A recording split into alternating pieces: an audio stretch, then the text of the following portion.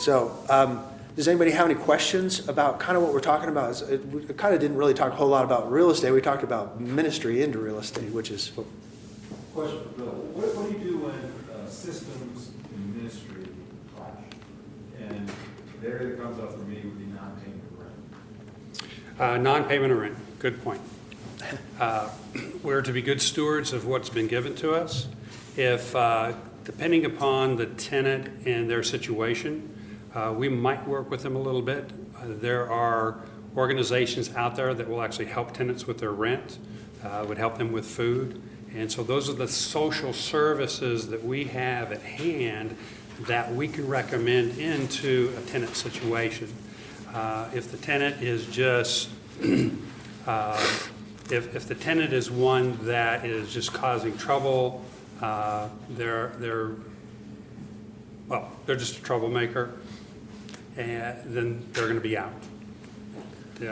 Because our bottom line is we still have to be responsible with those assets that we've been given, and you can't let one tenant bring down the whole base, so to speak. So based on their situation, we'll try to work with them to a point, but there comes that point in time that it's time for them to move on, and we graciously ask them to move on. So you're asking them to move on, and that does it generally come by agreement, or do you follow legal procedures, evictions, or whatever? Yes and yes. We in Texas, we can have a tenant out on just a routine basis in 14 days. Wow. Yeah. If it's a quick eviction, we can get them out in 7, and I'll stop there. So yeah. So Texas is a nice place to be a landlord. It's landlord friendly from that, and you don't have to, and it's without cause. You don't have to have cause. So. If we've had tenants that have been disruptive, they're paying their rent, but they're being disruptive to the other tenants. We just tell them they're out. Wow. Okay. So, yeah. So it depends on what state you're in the laws. So we work within the laws, but bottom line is that it's still there comes that economic decision, and we make that, and we're very clear about that. But if it's a case that needs help, then we find those we have those services at our hand to be able to so that they can step in and help that tenant. So it's a good question. I get that question kind of sometimes too. A lot of times people will come to us who know us, or a friend who knows us, and say we're being kicked out of our place because we weren't able to pay the rent. And I would say, well, I've got work for you, and it's I do flyer distribution. You've seen your flyers on the door from the real estate agents. And that's an easy job. You get exercise, you put the flyer on the door, you don't have to say hi to anybody. It's a very easy job, and it's a win-win for them, and actually can make more money if you hustle. And a lot of times they'll go, well, no, but I'm an engineer. And I'm saying, or I'm a electrician was the last one. I say, but I don't need an electrician. If you're trying to keep a roof over your head, I've got work over here, and it's simply not putting flyers on doors, which is very harmless. And sometimes I feel like a lot of times that people will come to us as a last resort and say, can you just give us some money so we can get through this month?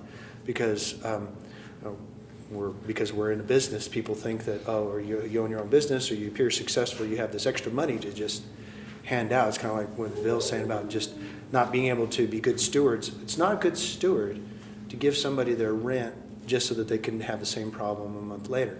Mm-hmm. And I've seen what happens oftentimes, 9 times out of 10, when I say, you know what, I'm not going to give you the money, but I'll if you're willing to work, I'll work with you, and if you're willing to sit down and counsel and talk about how we got into this situation in the first place and not how to repeat the same mistakes, then I'd be more than happy to sow my time into you. I was broke, when I was in the early 20s, and I was broke, and really it gets to the point where you get to the point where you're sick and tired of being sick and tired, and you're sick and tired of being broke, and so you look and search for people and venues and say, teach me this stuff, and I'll go do it. I'm a hard worker.